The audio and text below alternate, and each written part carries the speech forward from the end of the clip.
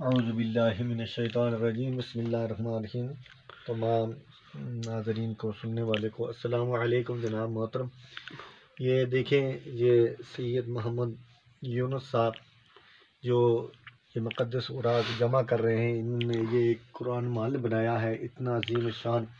اس میں سپارے وہ الگ کرتے، قرآن اور تفسیریں جو ہے دیکھو یہ لوگوں نے مطلب دی وہ الگ رکھی ہیں۔ یہ بہت ساری چیزیں انہوں نے الگ کی ہیں۔ ادھر جو توڑے یہ انہوں نے خالی بھرے، پینا فلیکس کے ہیں، سب اخباریں ہیں اور مقدس اوراق، یہ اتنا بڑا کمرہ ہے یہ انہوں نے یہ بھرا ہوا ہے۔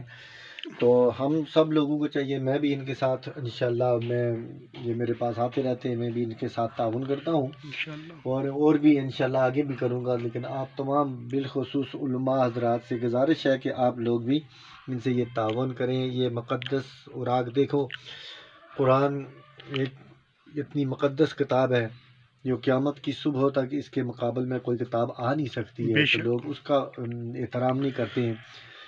یہ کوئی جن پاپڑ بنا کے تو وہ بھیج رہی ہوتی، کتنا کام کرتے ہیں، وہ ہمارے قرآن کی توہین کرتے ہیں۔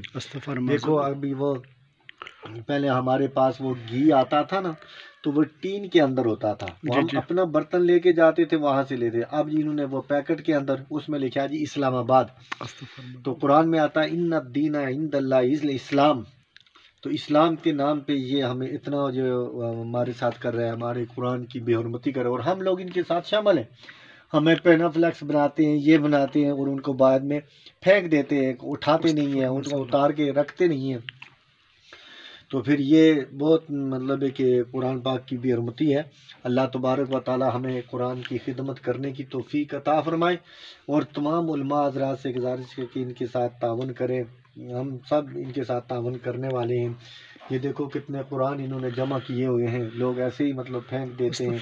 میں نے خود ان کے ساتھ ایک دن وہ کچرا ڈھیر کے پاس گیا، تو وہاں پہلا سپارہ اور دوسرا سپارہ وہ اٹھائے اپنے ہاتھوں سے، مطلب اٹھا کے وہ تروڑے میں ہم نے ڈال کے تو لے کے آئے۔ تو اللہ تعالیٰ ہمیں یہ جس طرح ہم ممبروں پر بیٹھ کر دین کو پھیلاتے ہیں نا، تو اس طرح ہمیں اس قرآن کا احترام کرنے کی بھی توفیق عطا فرمائے، اور ہم اس مقدس کلام کو بحفاظت اپنے پاس رکھیں، یا اگر کوئی شہید ہو جائے تو کسی قرآن محل کے اندر لے کے جائیں، تروڑے کے اندر ڈالیں۔